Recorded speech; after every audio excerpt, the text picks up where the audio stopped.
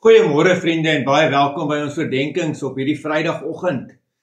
Ja, ons het vanoggend vroeg gaan hardloop en toe was dit 0 grade buite. Die aanvoelbare temperatuur was net mooi 0.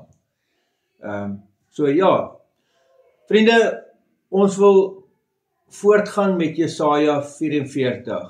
Ons begin by Jesaja 44, maar konteks. Dink hoe belangrik konteks is. Hoor nou die woorde wat ons gister gehoor het in die oordenking, né?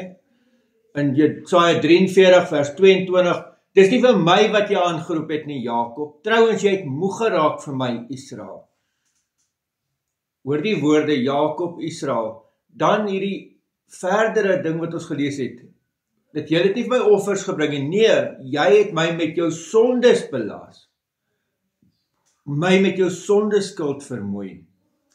En dan hier so vers 27 het ons gelees, jou eerste voorvader het gesondig. Ek het Jakob aan volledige vernietiging oorgegee en Israel aan beledigings.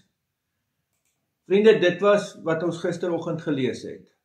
Hoor nou vanoggend se boodskap, hoor hierdie groot woord in die Bybel, elke keer as jy dit hoor.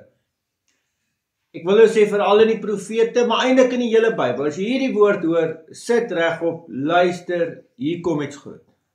Maar, so hoofstuk 44 begin weer met hierdie woordjie, maar. Maar luister nou, Jakob, my dienaar, Israel, wat ek uitgekies het.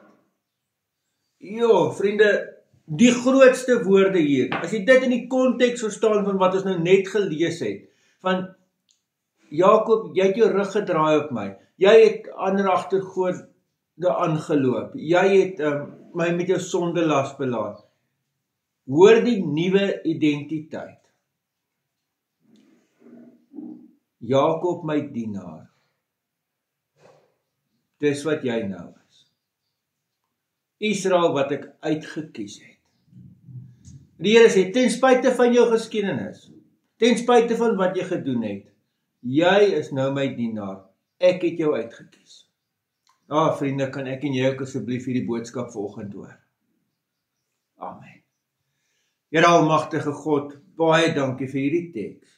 Here, die ongelooflikste genade wat U aan ons bewys.